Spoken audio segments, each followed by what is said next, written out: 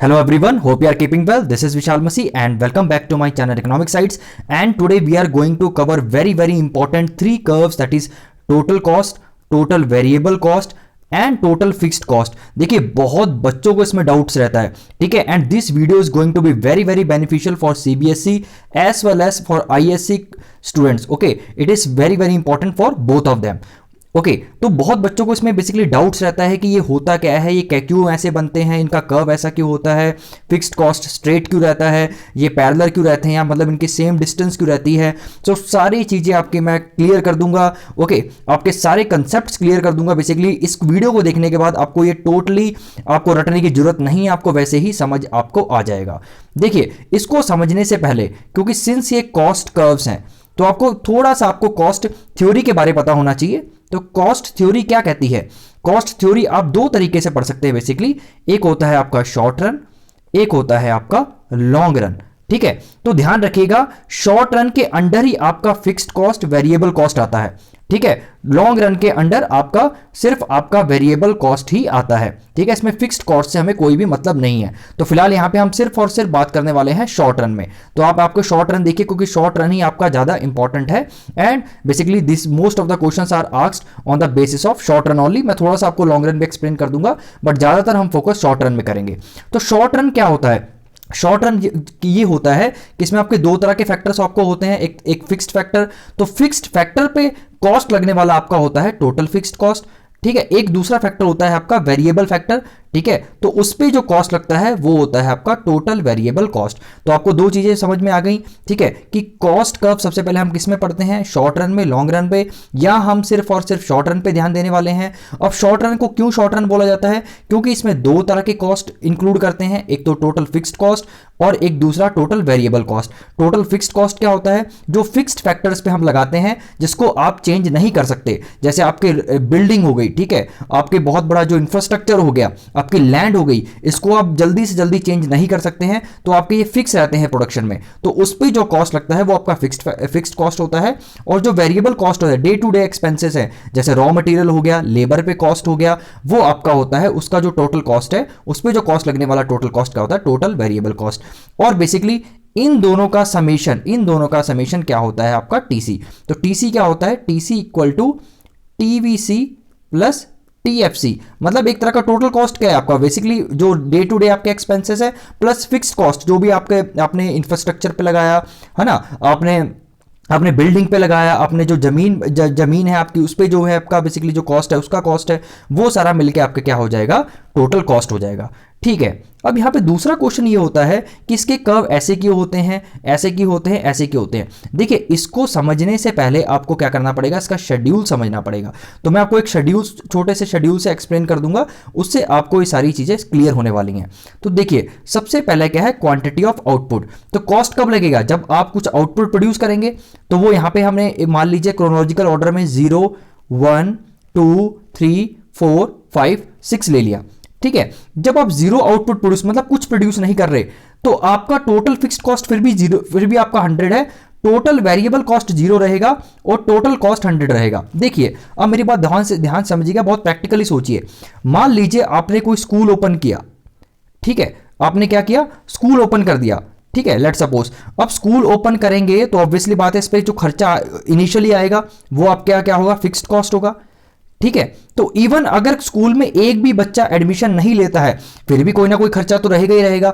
तो अगर आपका 0 यूनिट भी आप आउटपुट में या प्रोड्यूस नहीं करते, फिर भी डेफिनेटली आपका कॉस्ट रहने वाला है 100, तो रहेगा मान के चलते हैं.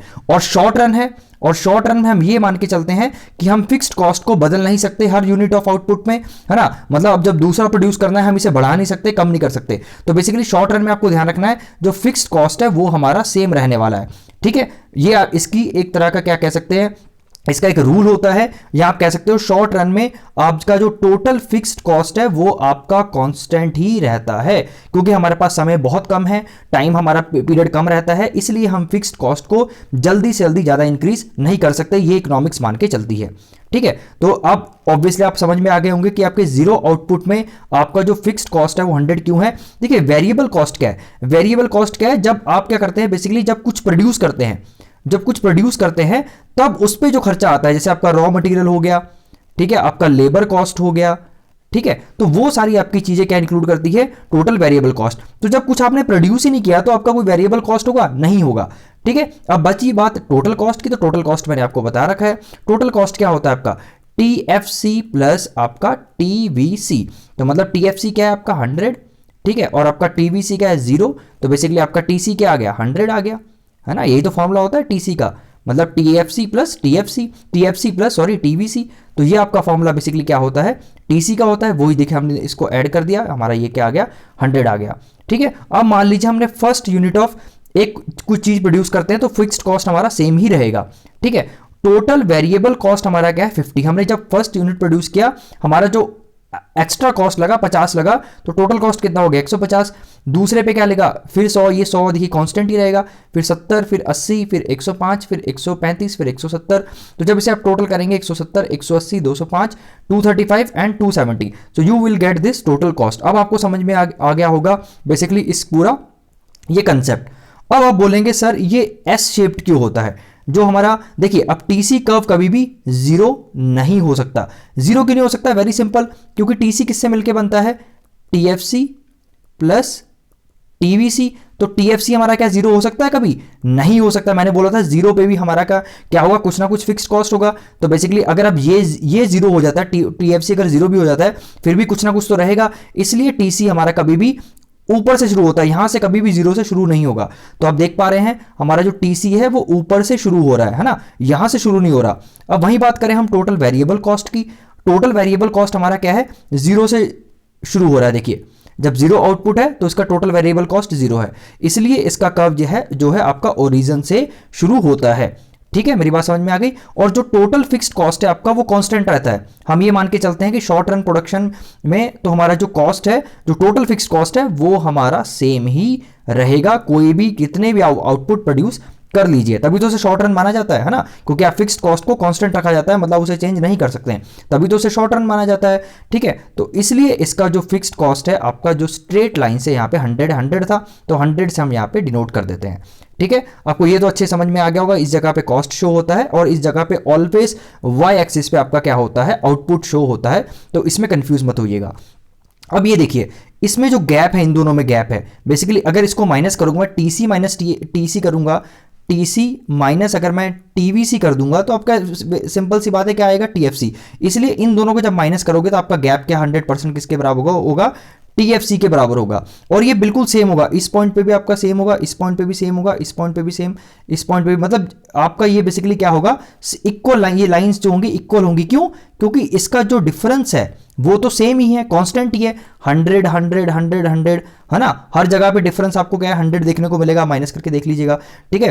तो बेसिकली जो आपका जितना भी डिफरेंस है वो आपका सेम होगा, ठीक है। तो उसमें इसलिए आपकी ये जो लाइन है ये जो है आपका बिल्कुल इक्वल डिस्टेंस पे आपको देखने को मिलेगा यहाँ पे, ठीक है, इक्वल डिस्टेंस में आपको देखने को मिलेगा। क्लियर। तो बेसिकली ये जितनी डिस्टेंस है आपकी उतनी ही डिस्टेंस ये रहती है ऑल टुगेदर। क्लियर हो गया, मेरी बात समझ में आ गई, ठीक है। अब एक क्वेश्चन यहां से ये उठता है कि सर ये ऐसे ही क्यों शुरू होता है, मतलब पहले ये डिक्रीजिंग रेट से बढ़ता है, फिर कॉस्ट एकदम इंक्रीजिंग रेट पे बढ़ने लग जाता है, और उसको सेम टू सेम यही फॉलो करता है। टीसी का बिल्कुल same to same TVC follow करेगा ही करेगा, ठीक है। क्योंकि जब इसमें से आप एक फिक्स्ड कॉस्ट माइनस कर दोगे तो एग्जैक्टली उसका एक पैरेलल चीज ही निकल के आ जाएगी, है ना। ये तो आप कॉमन सेंस की बात है। अगर इसमें से कुछ मैं फिक्स्ड क्वांटिटी माइनस करता हूं तो ऑब्वियसली बात है एक ऐसा ही कर्व एक नीचे से बन के मिल जाएगा आपको, जो कि जीरो से शुरू होगा। जीरो किससे शुरू क्यों होगा उसका रीजन मैंने बता दिया है। अब वापिस आते हैं उसी क्वेश्चन पे कि ये ऐसा एस शेप आपको क्यों दिख रहा है, इन्वर्टेड एस शेप, है ना, ये ऐसा क्यों दिख रहा है ये कर्व। बेसिकली देखिए इसका आपका रिलेशन है प्रोडक्शन से, मेरी बात बहुत ध्यान से देखिएगा, ठीक है। इसका रिलेशन है प्रोडक्शन से।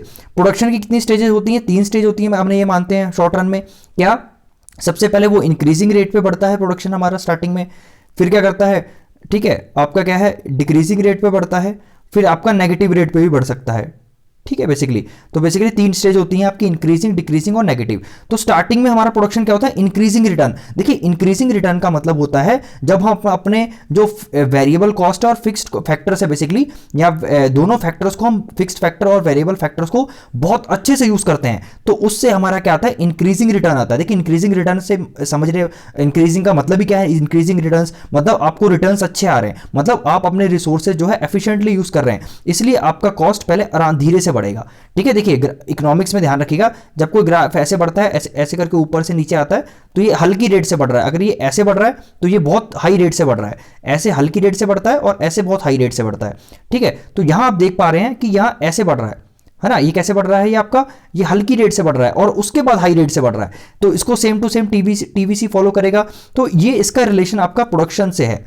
ठीक है, तो प्रोडक्शन की स्टेज पहली क्या है, इंक्रीजिंग रिटर्न है। तो इंक्रीजिंग जब रिटर्न होता है मतलब प्रोडक्शन बहुत अच्छे से हो रहा है, आप अपना जो रिसोर्सेस है बहुत एफिशिएंटली यूज कर रहे हैं, और जब रिसोर्सेस एफिशिएंटली यूज करेंगे तो कॉस्ट हर समय हल्के से बढ़ेगा। देखिए कॉस्ट तो बढ़ेगा, ये कॉस्ट कम नहीं हो सकता, क्यों, क्योंकि जैसे आप आउटपुट बढ़ाएंगे कॉस्ट तो बढ़ेगा डेफिनेटली, लेकिन क्या है आप हल्की रेट से बढ़ेगा। क्यों, क्योंकि आपकी इंक्रीजिंग रिटर्न हो रही है प्रोडक्शन में।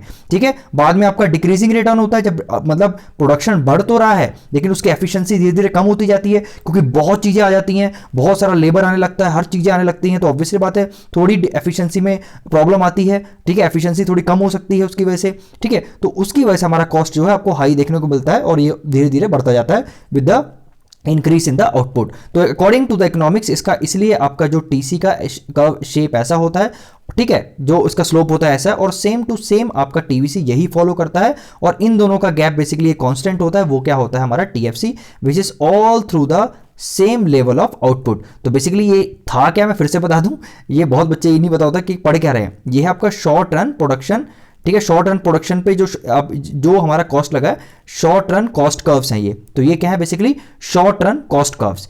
ठीक है, तो आई होप आपको ये चीजें बहुत अच्छे समझ में आ गई होंगी। तो ठीक है, कहीं ना कहीं ये रिलेटेड किससे हैं, आपके प्रोडक्शन के लॉ से। तो प्रोडक्शन का लॉ कौन सा लॉ है, basically law of variable proportion. तो लॉ ऑफ वेरिएबल प्रोपोर्शन में ही आपकी तीन स्टेजेस आपको प्रोडक्शन की देखने को मिलती हैं, इंक्रीजिंग, डिक्रीजिंग, नेगेटिव। तो वही चीज आपको बेसिकली यहाँ पे बताई गई है। ठीक है, उसी से बेसिकली आपका ये रिलेटेड है, इसलिए आपके कर्व की शेप ऐसी होती है।